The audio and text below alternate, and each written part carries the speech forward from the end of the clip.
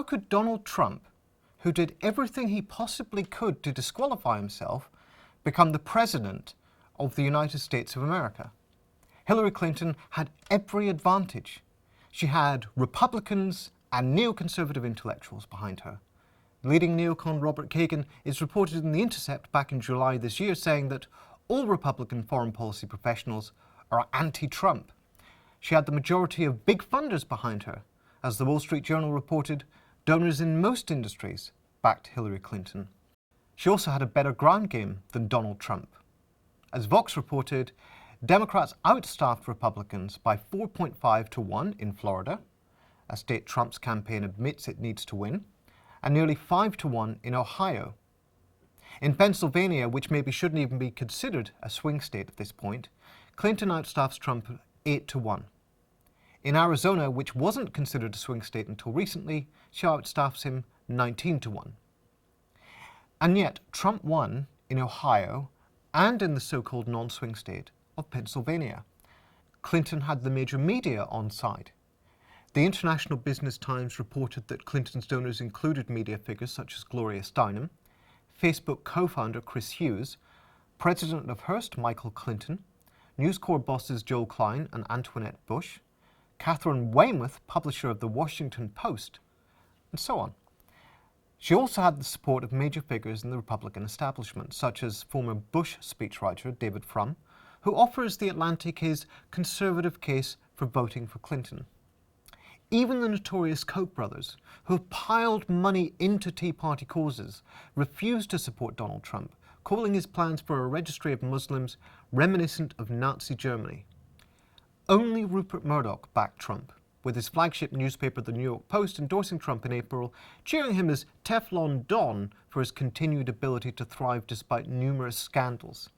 This aligned Murdoch's media outlets with the Trump-supporting alt-right fringe, exemplified by websites like Breitbart. As Ron Fournier pointed out in The Atlantic, in an article from July this year, Clinton enjoyed tremendous advantages: a terrible opponent, demographic changes, material resources, advertising, campaign volunteers, all favored Clinton. Clinton was able to outspend Trump 40 to 1 on advertising in swing states. With all this advantage, how did Hillary Clinton not only lose, but lose in Democratic heartlands like Wisconsin, which has been Democratic for 32 years, or even Pennsylvania, a swing state, but one which has been Democratic for 24 years?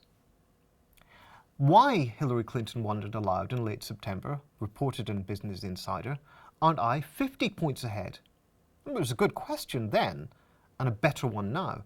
After a series of humiliating calamities on the part of Donald Trump, ranging from racist attacks on Mexicans and Muslims to a widely condemned attack on a Gold Star mother, culminating in the extraordinary footage of him bragging about sexual assault, Trump stubbornly refused to stay down in the polls. Indeed, after his pussy-grabbing remarks were aired, Clinton's lead progressively narrowed. For the first time in the campaign, the poll run by ABC News, Washington Post, gave Trump a slight lead.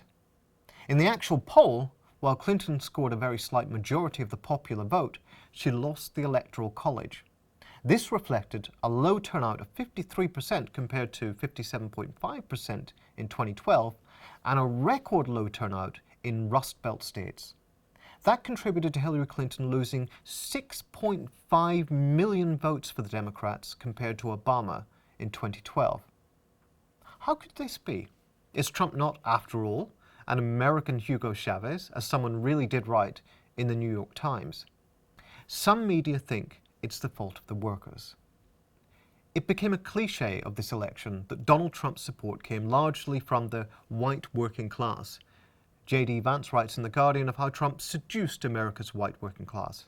CNN describes Trump's supporters as white working class and worried. George Packer, liberal writer at The New Yorker, also credits Trump with winning over the white working class. Bastions of reaction like the National Review, panicking at Trump's success, blames it on the white working class's dysfunction, above all, the welfare dependency, the drug and alcohol addiction, the family anarchy. It argues with Bourbon distaste that the truth about these dysfunctional, downscale communities is that they deserve to die. Economically, they are negative assets. Morally, they're indefensible. The article, having caused controversy, was defended by another writer at the magazine who argued that it was fundamentally true and important to say. It isn't just the right either. Michael Moore prognosticated a Trump victory based upon his appeal to working people. And certainly Trump's vote was overwhelmingly white. It was anticipated to be about 90% of it, according to Andrew McGill in The Atlantic. This is what you would expect given his attacks on Mexicans, Muslims, immigrants, and women. And results in Rust Belt states like Iowa, Wisconsin, and Pennsylvania suggest that Trump reached out to some white workers. However, exit polls reported by CNN suggested that Trump won among those earning $50,000 a year, whereas Clinton won among those earning beneath that figure. Many of Trump's supporters are, as a New York Times op-ed disclosed, white male college graduates who support Trump over Hillary Clinton by 49 to 42%. The uncomfortable truth is that Trump, like many right-wing populists, built a broad, cross-class coalition. The only group among whom he doesn't have significant support is Wall Street and big business. Months after Hillary Clinton won the Democratic primary, many of her allies couldn't believe that she wasn't wildly popular. Van Baden wrote for The Guardian blaming Bernie Bros and the testosterone left for refusing her claim on American left leadership despite her popular nomination, policy, and activist record. The idea that Clinton has anything to do with activism or the left is apparently the sort of thing you have to believe in order to be acceptable to the guardians of liberal opinion. In reality, as Jeff Stein writes for Vox, most of Sanders' supporters fell in line behind Hillary Clinton so they can pressure her later. Some liberals are expressing outrage, meanwhile, at the boss of the FBI, James Comey, for publicizing his ongoing investigations into Clinton's emails. Michael Tomasky, writing for the Daily Beast, avers that even Hoover never did something like what Comey has done. The Hoover he is referring to is the Hoover who oversaw the FBI's role in McCarthyism and the harassment and murder of political opponents under the rubric of COINTELPRO. Meanwhile, a number of well-meaning male liberals have blamed the patriarchy. According to Ezra Klein, the boyish editor of Vox magazine, Hillary's real problem is that there is a gap between how she is perceived by colleagues who know her and how she is perceived by the public. As he puts it, it's a gap that Clinton acknowledges. Klein suggests that this is because she manifests the stereotypically feminine trait of listening, as opposed to the male trait of talking loudly. She's good at making alliances and getting things done, he says, not yelling at podiums.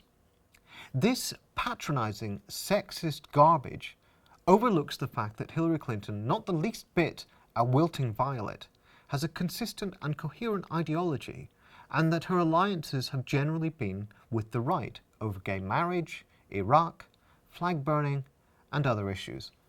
And that perhaps this, as much as anything else, is what has been off-putting to voters. When Trump was selected as the Republican nominee, the Democratic establishment cheered to the rafters. The underlying assumption was that Trump, being such a hardcore pick, would leave a glut of moderate Republican voters whom Democrats could appeal to. Once Trump won the nomination, Democrats began aiming for the broad center. The media and pundits seemed to have bought into this idea, assuming Hillary had it in the bag. Everyone assumed that Trump would lose.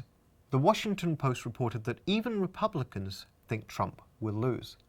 Election night produced the astonishing spectacle of the New York Times predicting an 80% chance of winning for Hillary Clinton, only hours later to change that into a 95% chance of winning for Donald Trump. Their gobsmacked headline the next day said it all. Donald Trump is elected president in stunning repudiation of the establishment. But if this wasn't simply the work of America's working class, and if it wasn't the doing of nefarious leftists, then what brought this about? Maya Goodfellow writes in the New Statesman that Trump's victory represents a racist whitelash. And the polls are clear, white voters chose Trump, and non-white voters didn't. But racism is not enough by itself to explain it. Ramesh Ponnuru notes in Bloomberg that Trump won several states that voted twice for our first black president. One answer was suggested months before the election in the Asia Times. downward social mobility. The New York Times study of the geography of Trumpism agreed, finding regionalized experiences of decline at its base. The confidence of the American establishment that it could see off a vulgarian outsider like Trump, even with one of the country's most unpopular politicians as its candidate, turned out to be hubris. What Clinton, the Democratic Party establishment, and most of the media didn't get is that there is no broad center anymore. There is a crisis of representation wherein millions of people do not believe the political class represents them. The pro-business center has collapsed. And that also means, much to their distress, the corporate media is not as powerful as it once was.